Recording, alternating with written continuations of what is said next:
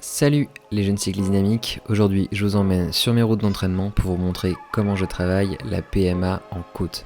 Alors pour ceux qui ne savent pas ce que c'est que la PMA, je vous conseille d'aller faire un tour sur ma vidéo sur le test PMA, une de mes toutes premières, qui vous expliquera un petit peu comment tout cela fonctionne. Pour ceux qui sont déjà familiers avec les termes techniques, vous le savez, le travail de la PMA se fait autour de VO2 max, la consommation maximale d'oxygène, et quoi de mieux qu'une bonne sortie avec une bonne série de côtes, pas forcément super dures mais qui mettent quand même au défi pour travailler cette fameuse PMA. Donc je vous emmène sur une sortie longue, soit dit en passant, au travers de laquelle on va rencontrer pas mal de petites difficultés qui sont typiques des côtes qu'on rencontre en Ile-de-France. Ceux qui roulent dans le coin, vous les reconnaîtrez naturellement, la côte de l'Homme Mort, la côte de la Belle Image, que les endroits connus et reconnus qui font le plaisir des cyclistes de la région.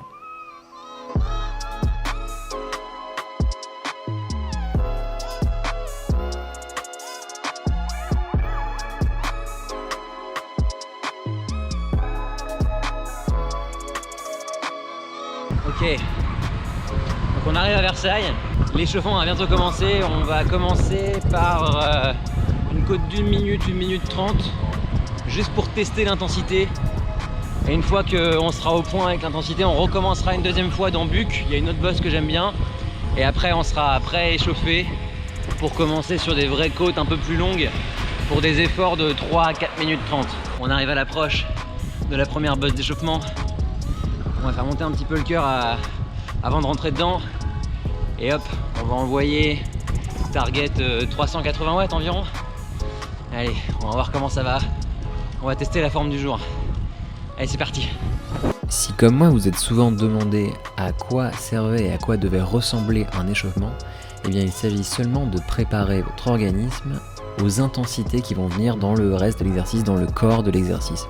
Donc là en l'occurrence, les intensités en question, ça va être une puissance appliquée entre 370 et 400 watts environ, c'est à peu près la plage que je me fixais pour ces exercices-là afin de faire atteindre VO2 max assez rapidement. Et d'ailleurs, pour pouvoir savoir si je suis proche ou à VO2 max, il suffit de regarder ma fréquence cardiaque. À partir du moment où elle atteint ou dépasse 186 battements, je suis effectivement dans la zone que je cherche à atteindre dans le cadre de cet exercice. Alors ici, comme on est à l'échauffement, ce sont des efforts tronqués et c'est pour cette raison que je passe très peu de temps dans la zone cible à 186 battements ou plus. Ok, alors après le premier passage en côte, les jambes répondent bien. On a bien géré la semaine. C'est pas mal, c'est cool, ça rassure. Et le cœur monte bien aussi, il est pas fainéant. On passe largement au-delà des 180 assez rapidement sous la minute, donc c'est plutôt bon signe pour le moment. Allez, bosse à suivre dans 3 minutes. Là on va arriver vraiment à un endroit que j'adore, c'est dans Buc. Il y a une petite bosse qui dure, allez, 1 minute même pas. Donc je kiffe parce que il y a un petit virage en lacet et vraiment j'adore. Donc à chaque fois je passe par là, même si c'est un peu plus galère et qu'on passe dans le bled, c'est super sympa, je kiffe. Allez, zou. Autre vertu de l'échauffement, c'est aussi de réveiller son corps et son cœur un petit peu. J'ai l'impression, en tout cas quand je m'échauffe peu, que mon cœur a du mal à monter. Du coup, le fait de lui appliquer des efforts de préparation, d'amorçage entre guillemets, j'ai l'impression, alors je sais pas si c'est juste, mais il me semble que c'est le cas et que c'est aussi pour ça qu'on fait des échauffements et qu'on s'en impose, que à la suite d'efforts d'amorçage, ces efforts d'échauffement, le cœur, sur les exercices qui forment vraiment le cœur de l'exercice, va monter un peu plus vite et va pouvoir du coup passer plus de temps dans la zone de fréquence cardiaque cible. Et c'est pour ça que dans le cadre de ces exercices où on cherche à faire fonctionner le cœur à une certaine fréquence cardiaque, c'est important de correctement s'échauffer. Bon allez, au diable les aspects techniques, regardez-moi cette petite bosse super mignonne, je sais pas si vous la connaissez, elle est pas vraiment confidentiel, mais c'est pas nécessairement un endroit par lequel tout le monde passe. C'est dans le village de Buc, derrière le village de Buc. Au lieu de passer par l'espèce de viaduc avec les grandes arches qui bordent la route en direction de Toussus-le-Noble, et il y a cette petite rue super sympa qui monte avec un bébé lacet. C'est assez cool et franchement j'aime beaucoup. Je l'ai découverte en 2018 à l'occasion d'un Classic Challenge, il me semble.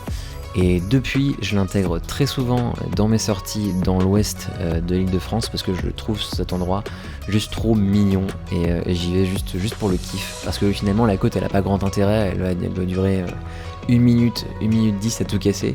Mais l'endroit est cool, l'endroit est mignon et ça me fait toujours plaisir de passer par là. Donc je me fais, outre le côté échauffement, je me fais un plaisir de passer par cet endroit. Je veux dire que l'enchaînement fait un peu mal aux pattes. Ah. Mais c'est le but du jeu aussi, c'est de faire grimper le cœur et pouvoir pousser un petit peu le métabolisme dans ses retranchements. En fait, plus on fait consommer de l'oxygène à notre corps, plus il apprend à en consommer plus.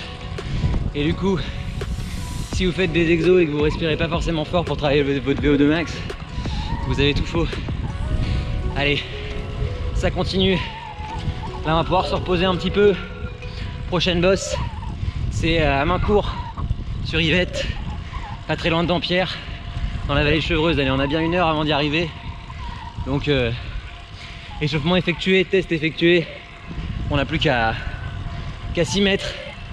Allez, à tout à l'heure. Allez, on est à Dampierre en Yvelines.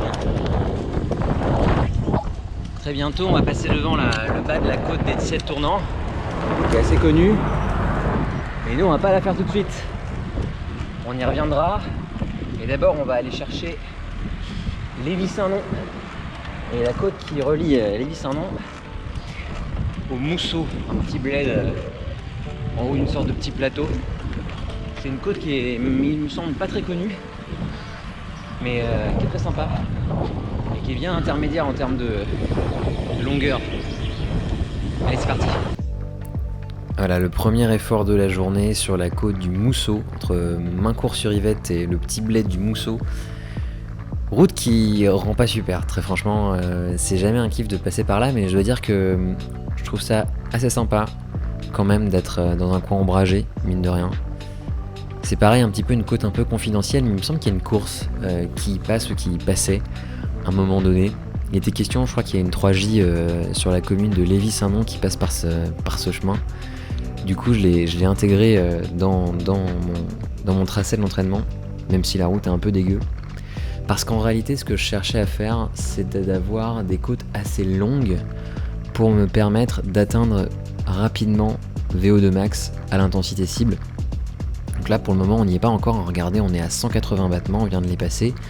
Et pourtant, j'applique effectivement entre 370 et 400 watts, qui est la puissance cible que je cherchais à appliquer. Ça grimpe doucement, mais comme vous le voyez, l'échauffement était quand même pas trop parce que mon cœur est encore un petit peu fainéant. Je pense que c'est une des caractéristiques qui est la mienne, c'est d'avoir ce qu'on appelle une cinétique de VO2 relativement lente. Ce qui fait que mon cœur a tendance à prendre son temps, pépère, avant d'arriver aux intensités, en tout cas aux fréquences cardiaques auxquelles j'ai envie qu'il travaille. Du coup, on s'achemine tranquillement vers la 186 battements, et malgré le fait que j'appuie pour essayer d'affoler un petit peu ma fréquence cardiaque, ça n'y va que franchement très doucement. Pour le moment, on arrive, ça y est, à 186 battements, mais je suis presque déjà en haut de la côte. Donc pour ce premier effort, on n'a pas énormément de temps passé à 186 ou plus, puisque ça a commencé qu'il y a quelques secondes. Et malgré le fait que j'appuie pour essayer de faire monter le cœur et que je ai plus bossé proche de VO2 max, on n'a pas passé énormément de temps dans la zone cible. On y reviendra en fin de vidéo, mais c'est un des défauts de cet exercice qui fait travailler la PMA sur des blocs longs. C'est que finalement, on passe relativement peu de temps dans la zone de fréquence cardiaque cible proche de VO2 max par rapport au temps passé effectivement dans les zones de puissance associée. Ok, on a fait la moitié de ce qu'on est venu faire. Ça fait 50 bornes déjà sur la route. Il nous reste les 17 tournants, la côte de Milon, la belle image et l'homme mort évidemment. Voilà. Du coup il reste encore 4 bonnes côtes. On rentre dans le dur, on rentre dans le gros du travail.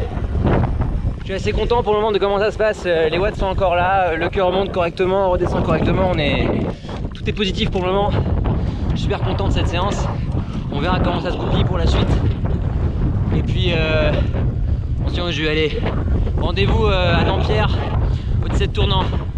A tout de suite. Et nous voilà dans la côte des 17 tournants. C'est vraiment un des monuments du coin, de cet endroit qu'on appelle la vallée de Chevreuse. Alors ce qui est très marrant, c'est qu'on appelle ça la vallée de Chevreuse, alors qu'en réalité c'est la vallée d'une petite rivière qu'on appelle l'Yvette. Je crois même qu'il y a une autre rivière qui passe, je sais plus comment elle s'appelle, mais globalement on appelle ça la vallée de Chevreuse parce qu'il y a le village de Chevreuse ou la ville de Chevreuse qui est en plein milieu. Mais en réalité c'est pas du tout le nom d'une rivière, c'est juste le nom d'un bled qui est en plein milieu de cette vallée. Enfin bref, petit instant culture. Revenons à nos moutons, à notre histoire de VO2 max, de fréquence cardiaque et de PMA. Donc la même chose, différence avec la côte du Mousseau qu'on a faite juste avant. La côte des 17 tournants est un petit peu plus longue, puisqu'elle me prend à peu près entre 3 et 4 minutes à grimper. Vous l'avez vu, hein, la côte est pas difficile, hein, ça se grimpe très vite parce que la pente est faible. On est entre 4 et 6%. Et en plus la route a été refaite récemment, donc ça roule super bien, là, à la différence de la côte précédente, ça roule vraiment super. Et là vous allez voir, grâce à l'échauffement et au premier effort sur la côte du Mousseau, mon cœur va un petit peu s'être débloqué à ce moment-là, et je vais pouvoir passer beaucoup plus de temps à partir des 186 battements. Regardez, c'est déjà le cas, j'ai déjà dépassé les 186 battements, 187, là on a vraiment le cœur qui se retrouve dans une sorte de routine d'exercice VO2 max, et du coup il va venir remonter et taper très haut à chaque fois, ce qui est une bonne chose dans le cadre de ce travail de la PMA. Là on n'est pas à la moitié de l'ascension et on a déjà passé 20 secondes dans la bonne zone de fréquence cardiaque. Alors c'est très réjouissant, enfin entre guillemets, à ce moment-là je pense que je me réjouissais pas du tout, j'étais plutôt en train de me dire bon, termine la côte, qu'on en finisse, prends un peu de repos. Mais globalement, a posteriori, en regardant les images, je me dis, franchement à ce moment-là de l'exercice, on est quand même bien rentré dans l'exo, le cœur réagit vachement bien, et on a finalement un bloc bien solide, avec plusieurs minutes passées proches de VO2 max, et du coup là pour le coup on n'a pas perdu notre journée, quoi. On est venu, on a fait des minutes et des secondes proches de VO2 max, on a poussé un petit peu l'enveloppe, ce qui permet normalement en théorie avec une bonne récupération d'obtenir de bonnes adaptations au niveau de la PMA.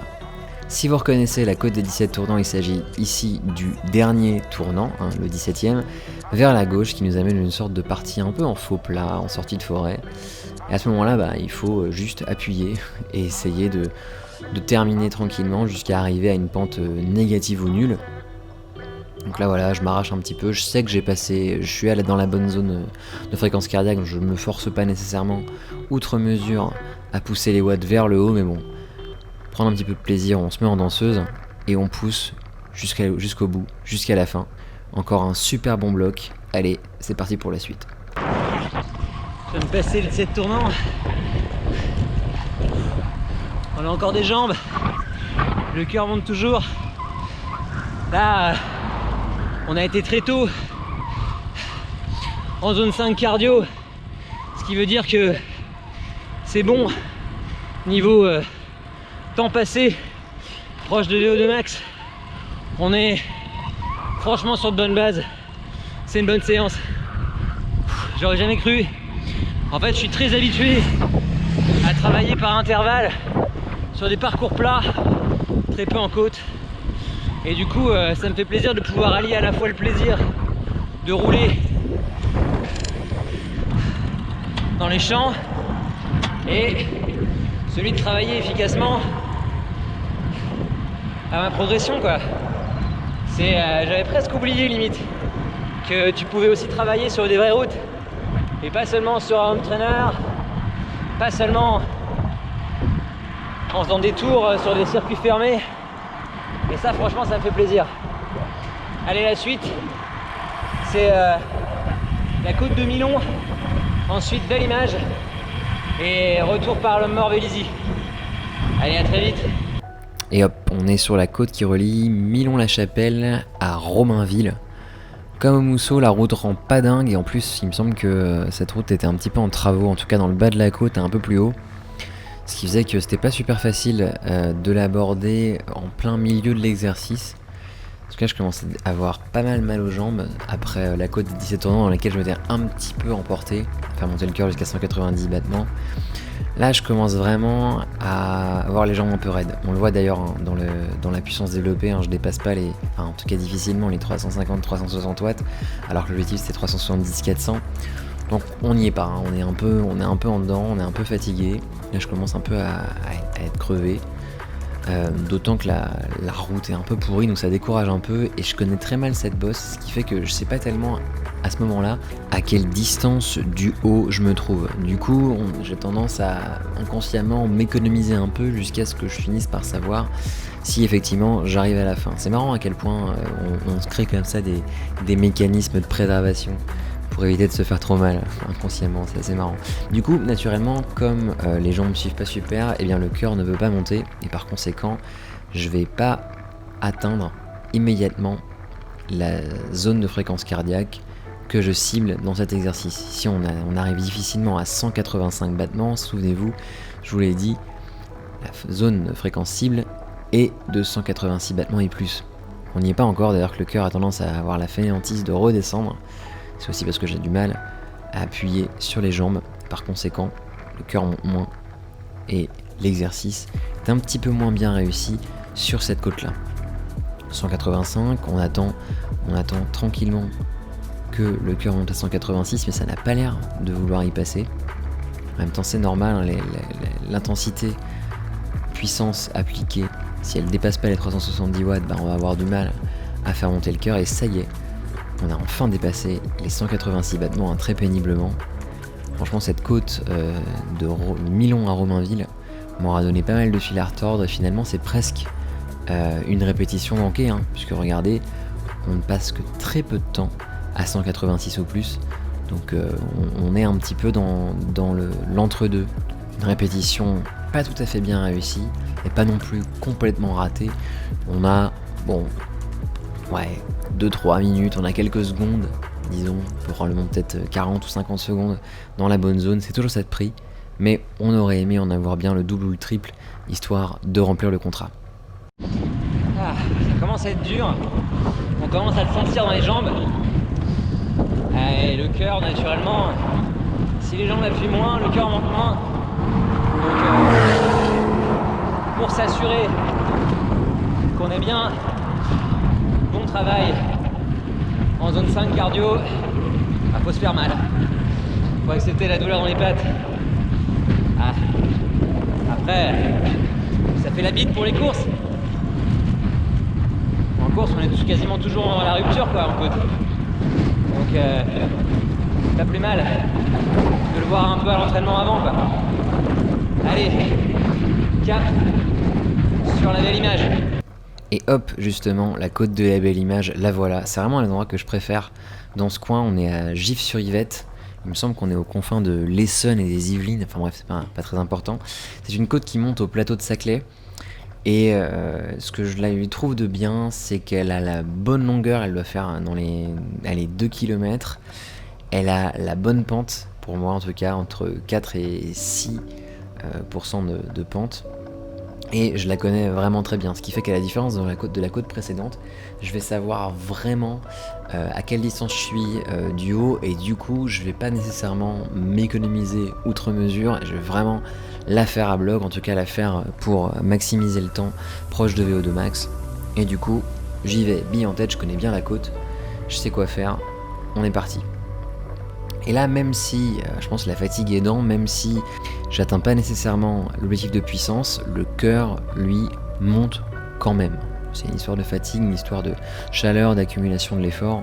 Par conséquent, j'ai plus besoin de 380 ou 390 pour atteindre la fameuse zone à partir de 186 battements par minute. Cette côte, un petit peu comme la côte de l'étang-la-ville que vous avez peut-être pu découvrir dans la vidéo sur le test de PMA que j'avais publié parmi les premières vidéos que j'ai fait sur la chaîne, et bien cette côte, je le redis, de la belle image, elle est un des archétypes vraiment de la côte francilienne. 2 km, 5-6% de moyenne, super roulant, bon revêtement, on est vraiment, il n'y a pas de difficulté particulière. Outre, si jamais on choisit de la montée à 30 km/h, ça deviendra subitement difficile. Cela dit, on est vraiment, comme je viens de le dire, sur l'archétype de la côte francilienne. Il n'y a rien qui puisse décrire mieux la tronche des routes en Ile-de-France que ces côtes courtes, relativement facile, bon revêtement, quelques virages dans des forêts, enfin c'est vraiment un truc qu'on va retrouver partout dans cet endroit qu'on appelle la vallée de Chevreuse, donc autour de la vallée de l'Yvette. Cette succession de côtes du même type et de parties plates, c'est vraiment ce qui caractérise le mieux la région dans laquelle je m'entraîne. Du coup, on a effectivement passé le plafond des 186 battements. Là, on est en train de travailler proche de VO2 max. Donc là, c'est vraiment le money time où on passe les secondes, ling ling ling ling ling. C'est un petit peu comme si on accumulait les piécettes comme dans Mario. Là, vraiment, on est dans le moment où on est effectivement en train de travailler. Tout ce qui se passait avant, ça ne sert juste qu'à préparer ce moment-là où on est au-delà de 186 battements et où on travaille réellement proche de VO2 max. Et on arrive dans le dernier tiers de la côte de la Belle Image, donc là c'est vraiment super tout bénef parce qu'on a vraiment passé énormément de temps dans cette fameuse zone. Là, tout l'enjeu c'est de ne pas se défaire, d'arriver au bout et de maximiser le temps passé. Ceux qui connaissent le coin ont reconnu le dernier virage de cette fameuse côte. Là on le reconnaît avec l'espèce de glissade sécurité et les poteaux sur le côté. C'est un virage très long, ça paraît vraiment long quand on y est. On se dit, est-ce que ça va enfin se terminer? Est-ce que je vais enfin pouvoir voir la trouée qui m'amène vers le plateau de Saclay? C'est bientôt, ça arrive. Et là, bon, on termine l'effort, c'est un des derniers de la journée. En plus, tu as probablement chopé un PR sur la côte de la Belle Image, du coup, vas-y, c'est parti. Hop, hop, hop, hop, on va jusqu'à ce que la pente soit nulle ou négative. On écrase les pédales jusqu'au bout. Allez, allez, allez, et coupe! Ok, celle-là était un peu plus longue que les autres. Et le mort c'est pareil. Donc je sais pas si c'est une super idée de te réserver les plus durs pour la fin. Mais au moins, je l'ai dit tout à l'heure, ça fait la bite, ça je peux vous le dire. Parce que monter à 190, c'est pas tous les jours. Mais on est clairement dans le royaume du beau boulot. Allez, on continue. Prochaine étape, dernier effort de la journée. Côte de l'Homme Mort, entre Jouy-en-Josas et Vélizy. Autre côte emblématique, du coup je viens de le dire, la côte de l'Homme Mort entre Jouy et Vélizy, c'est un peu la côte qui est une des portes d'entrée entre guillemets vers la vallée de Chevreuse. On peut y passer à la fois en descente pour rejoindre Jouy ou au retour en montée, et très souvent je me la garde pour la fin pour essayer de mettre un peu de rythme sur la fin de la sortie, histoire de voir ce que je peux encore tirer de mes jambes après une bonne sortie longue qui a bien fatigué.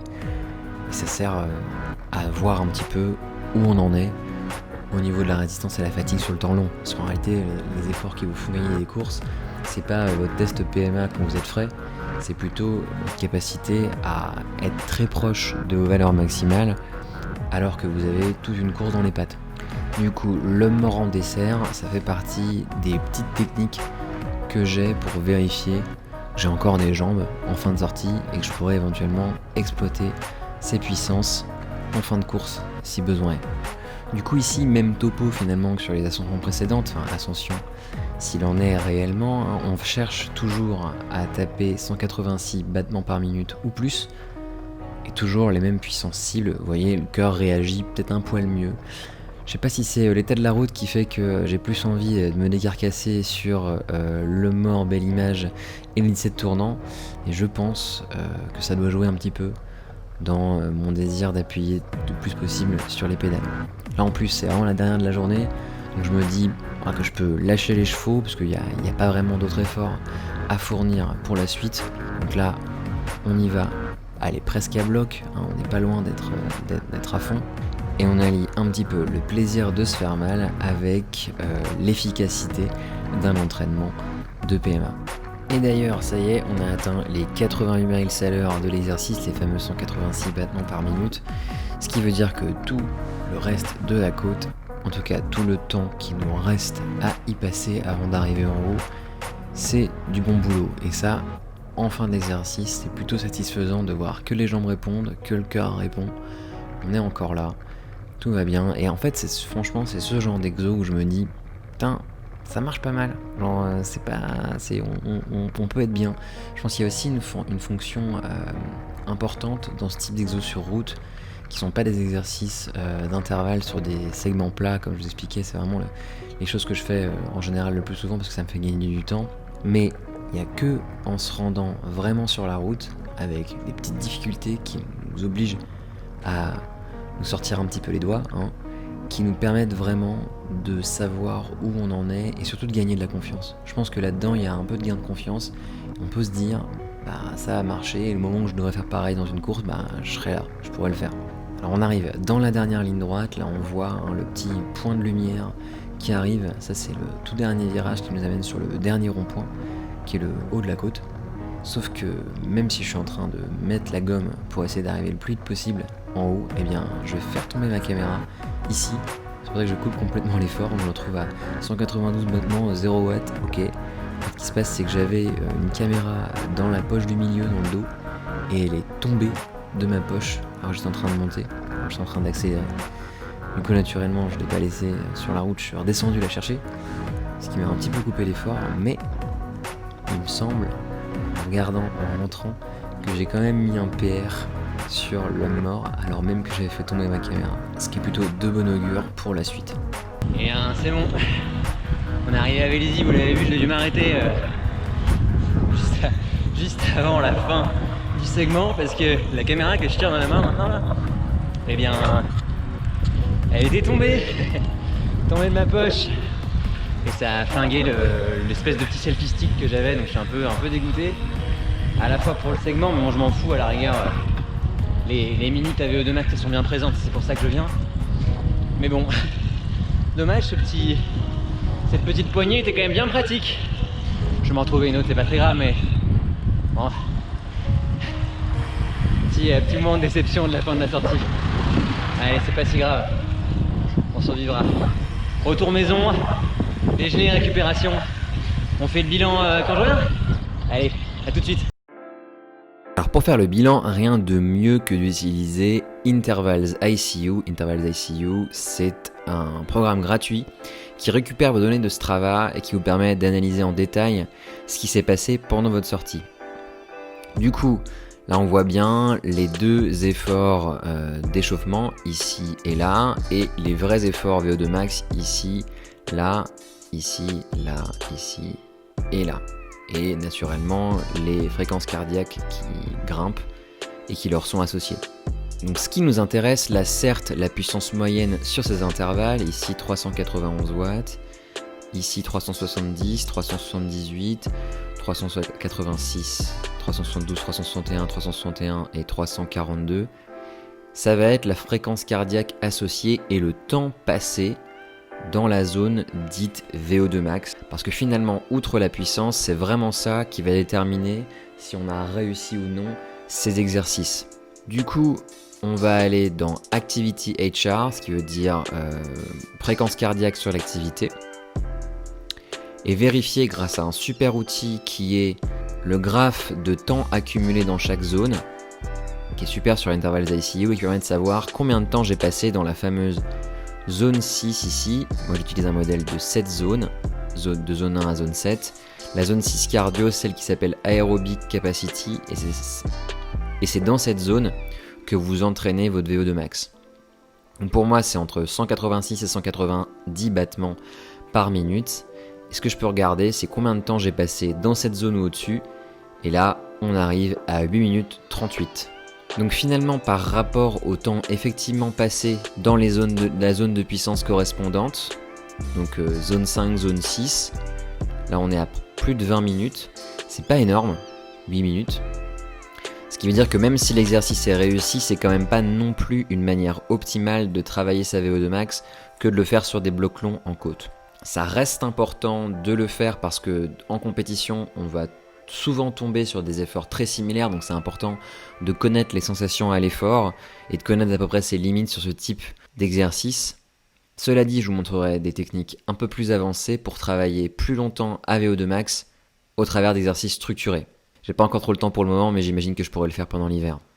Donc finalement, un exo super plaisant qui permet de mettre un petit peu dans des conditions qui ressemblent à celles de la course en côte et qui me permettent aussi de savoir où en est la forme du moment. Vous le savez, en ce moment ça carbure, la suite arrive très bientôt et d'ici là je vous dis allez, ciao!